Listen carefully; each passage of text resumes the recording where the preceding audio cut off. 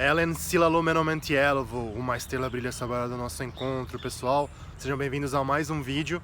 E para manter a tradição dessas épocas como Natal e Páscoa, a gente volta para os temas bíblicos que costumam ser bem populares aqui no canal, no meu blog na Folha. Fazia tempo que a gente não abordava. Eu vou retomar uma discussão que ficou bem acalorada aqui no canal e no blog lá na Páscoa, no começo do ano, e que não teve um fecho exato como eu gostaria. Dá para fazer mais 2 vídeos sobre esse tema, vamos ver se eu consigo fazê-los até o final deste período natalino, que é sobre a historicidade da figura de Jesus e como a gente usa as fontes históricas lá do primeiro século da era cristã para tentar contar essa história do ponto de vista histórico, arqueológico, sem discussões teológicas ou religiosas, que a gente pode colocar em outras questões depois, mas sobre esse enfoque histórico mesmo. Eu queria aproveitar para falar das fontes cristãs do Novo Testamento, como é que a gente usa esses textos, principalmente os evangelhos, mas também outros textos, como material histórico, tá? Que muita gente questiona, fala, não, imagina, esse texto religioso, isso aqui. Não, é possível, são documentos históricos como quaisquer outros da época, na verdade, e que dá para você usar como argumento em favor da historicidade de Jesus, tá? Como figura histórica real e não como mito, diferentemente do que dizem alguns caras que são miticistas, o pessoal que diz que Jesus é só um mito inventado. Essa ideia, de novo, como eu já disse em vários vídeos aqui, é totalmente desacreditada. Pouquíssima gente séria defende isso. O consenso entre historiadores, independentemente da religião dos caras ou da falta de religião, pode ser ateu, agnóstico, católico, judeu, muçulmano, é que sim, Jesus foi uma figura histórica. Dito isso, então, como é que a gente usa esses textos cristãos do primeiro século depois de Cristo, digamos, escritos ali numa faixa de tempo que vai de uns 30 a 40 anos até 60 anos depois da morte de Jesus, para entender Jesus como figura histórica. Primeira coisa a ter em mente é o seguinte, um texto antigo, qualquer que seja ele, pode sempre servir como fonte histórica sobre um período. Então, você desacreditar a priori, assim, logo de cara, os textos do Novo Testamento, que são textos escritos com um viés religioso, com um viés de pregação mesmo, eles queriam conquistar adeptos para essa fé cristã nascente. Você descartá-los só por isso, só porque eles têm relatos de milagres, eles têm relatos de ressurreição e tal, são coisas que do ponto de vista histórico você não tem como provar ou desprovar, depende de evidência científica ali que um historiador nunca vai ter acesso, não vai conseguir testar, né, se o cego que Jesus curou era mesmo cego, com métodos, né, da oftalmologia moderna.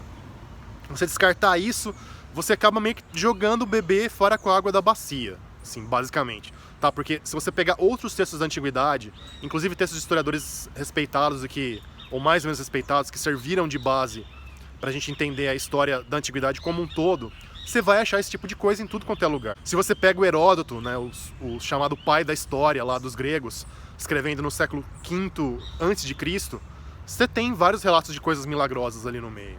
Tá? Você tem relatos de historiadores romanos falando de imperadores romanos fazendo milagre, curando doentes, às vezes de uma maneira meio irônica, mas isso está lá presente.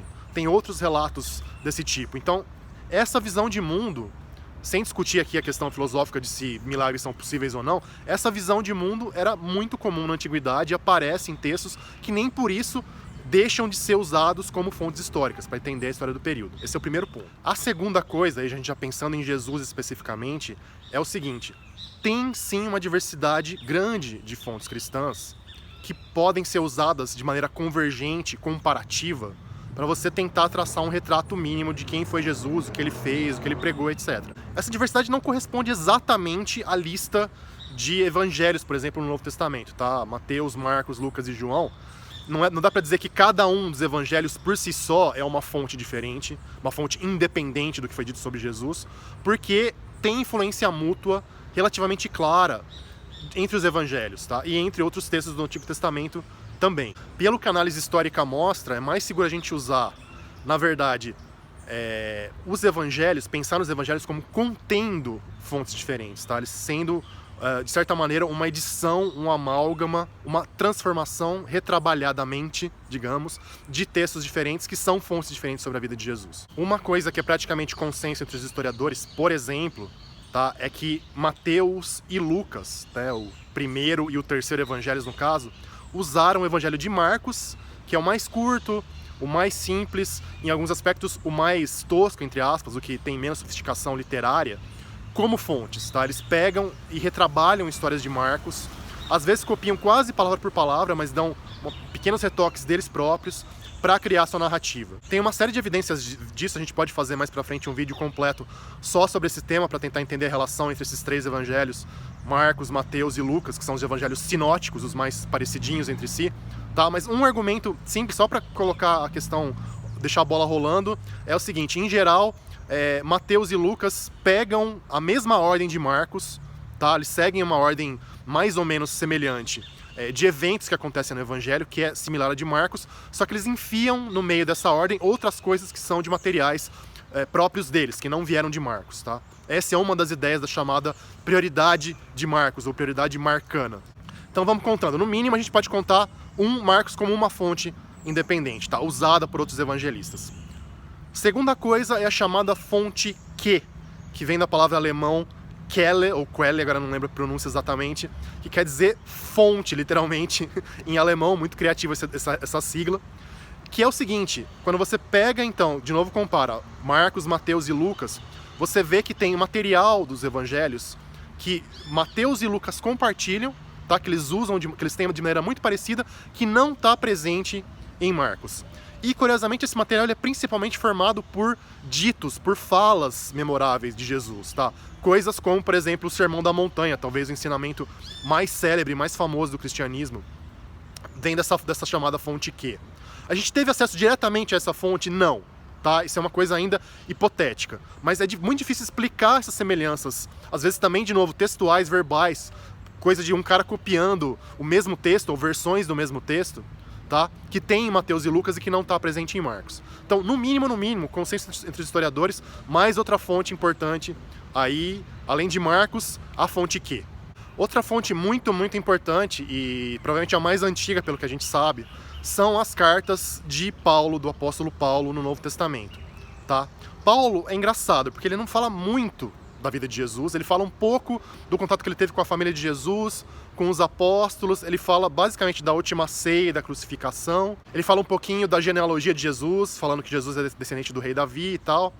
Pra visão dele, é óbvio, não é difícil de substanciar isso, mas é o suficiente para você ter mais algumas informações, ou informações que você pode cotejar, comparar com o que tem nos evangelhos e em outros textos do Novo Testamento sobre Jesus. Então, continuando a nossa conta. Marcos, que e Paulo. Voltando um pouquinho para os evangelhos, também tem a questão que é um pouco mais complicada, que são as tradições especiais de cada evangelista, tá? Que são coisas que a gente só encontra em determinados evangelhos. Por exemplo que eu acho bem legal, a parábola do bom samaritano, que é super famosa, é super inspiradora, do evangelho de Lucas, a gente só tem em Lucas, tá? O famoso milagre de Jesus transformando a água em vinho, das bodas de Caná, a gente só encontra no evangelho de João, que é o último, provavelmente o mais recente, o que foi escrito por último. Essas tradições especiais, em alguns casos, provavelmente elas são realmente tradição, elas vieram da tradição oral cristã que estava circulando e foram colocadas por escrito pelos evangelistas. É difícil separar isso do fato de algumas serem criações redacionais do evangelista, ou seja, coisas que literariamente o evangelista criou para reforçar a mensagem que ele tinha, a teologia que ele tinha, a visão que ele queria passar de Jesus para os seus leitores e, em geral, até para os seus ouvintes, porque muitas vezes o evangelho era lido em voz alta para quem não sabia ler na comunidade, né? Então, nem sempre dá para você realmente distinguir tradição especial de acréscimo redacional, mas muita gente considera, pelo menos, que você tem uma tradição especial M, de Mateus, uma tradição especial L, de Lucas, e também uma tradição, ou várias tradições, joaninas, do Evangelho de João.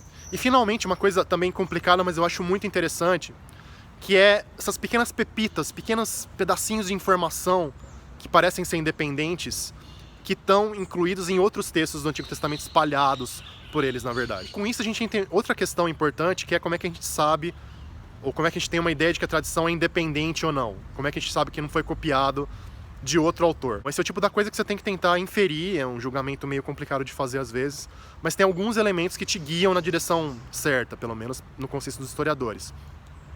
Tem, por exemplo, o fato de que você tem informação diferente e independente, tá? E ao mesmo tempo informação que de alguma maneira corrobora aspectos que já estavam presentes em outra fonte. Então tem essa tensão entre diferença e semelhança. Maneiras radicalmente diferentes de contar a mesma história também, ou histórias similares. Isso te dá um indicativo de que aquela coisa estava circulando na tradição oral, estava sendo transformada, e aí em dois lugares diferentes, às vezes lugares bem distantes do Império Romano mesmo, as pessoas estão escrevendo sobre aquilo de maneira diferente para comunidades diferentes, com realmente visões editoriais até diferentes. Se a gente fosse pensar em termos de 2 jornais diferentes relatando o mesmo evento, digamos, numa reportagem, né? O Estadão falando de uma coisa e a Folha ou o Globo lá do Rio de Janeiro falando de outra, falando da mesma coisa, com um viés diferente.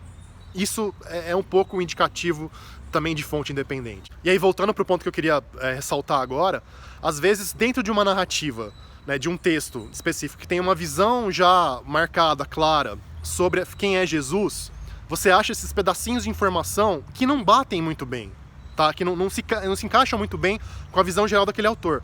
Só que estão lá mesmo assim. Por quê? Porque provavelmente eles já estavam na tradição cristã, já estavam sendo transmitidos, já tinham um aspecto quase sacro para aquela comunidade, e o autor então acha que tudo bem ele colocar aquilo no texto dele, mesmo que haja esse certo ruído. E o grande exemplo que eu acho muito legal, está presente em algumas passagens do livro dos Atos dos Apóstolos, tá? Para quem não conhece, Atos dos Apóstolos foi escrito pelo evangelista Lucas também, ou pelo cara que a gente chama de Lucas, que não se chama de Lucas no texto, mas tudo bem, isso é outra complicação que a gente pode discutir mais pra frente.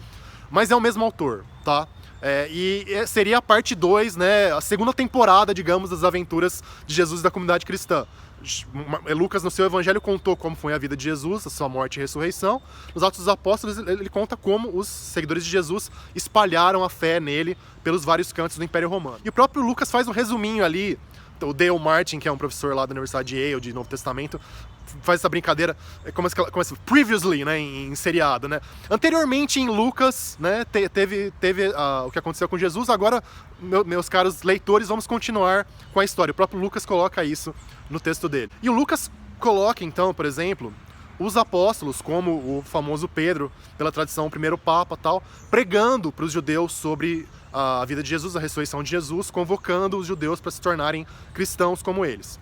E aí Pedro, então, vai iniciar a sua pregação fazendo um pequeno resumo da trajetória de Jesus. E aqui é muito curioso, porque no Evangelho, digamos, na temporada 1 de Lucas, Lucas conta aquela história que todos nós conhecemos desta época de Natal, né, da Virgem Maria concebendo pelo Espírito Santo.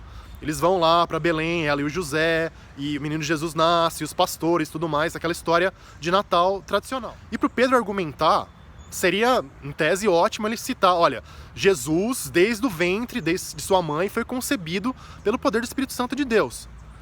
É que tá, Pedro fala isso? Não. No discurso que Pedro faz para os judeus, ele fala, Jesus era um homem, ungido por Deus com o poder do Espírito Santo e tal. Mas Pedro, cadê a concepção divina de Jesus? Jesus não teve tempo de contar para vocês que a mãe dele se tornou grávida pelo Espírito Santo? Fica um ruído super estranho, na verdade. A maneira de explicar isso mais provável é a seguinte: esse discurso de Pedro provavelmente estava separado num outro documento cristão antigo, fazia parte da tradição talvez escrita cristã já, que continha uma teologia talvez mais simples, menos elaborada do que a de Lucas. Tá? Que via Jesus como filho de Deus, mas o filho de Deus que se tornava filho de Deus talvez no batismo lá no Jordão ou na ressurreição, e não filho de Deus desde a concepção. É um tema debatido, mas parece que está ali. Só que Lucas usa essa fonte, tá? Que talvez já estava ali na tradição cristã, já era importante para os cristãos daquela época, e coloca ela então dentro da narrativa dos Atos dos Apóstolos para dizer como é que Pedro teria pregado originalmente para os judeus. Então, esses pontos indicam mais fontes, às vezes provavelmente múltiplas fontes antigas sobre Jesus que estão ali inseridas, editadas dentro desses textos cristãos que chegaram até nós no Novo Testamento. Então, só para tentar fechar e amarrar a nossa discussão aqui, eu sei que ficou um pouquinho complicado, mas a gente tenta. Essa tensão, digamos, entre unidade e diversidade, tá? Entre você ter uma grande variedade de tipos de texto, de autores, de linguagem, estrutura literária, estilo, provavelmente de lugares onde os textos foram escritos ao longo do Império Romano, essa diversidade grande de gente escrevendo num período relativamente curto de tempo, de algumas décadas, tá? Então tem essa diversidade imensa e ao mesmo tempo pontos que batem entre esses textos, tá? Jesus como um pregador, Jesus como alguém que foi crucificado a mando do governo romano, Jesus como o cara que fez a última ceia com seus apóstolos e tudo mais.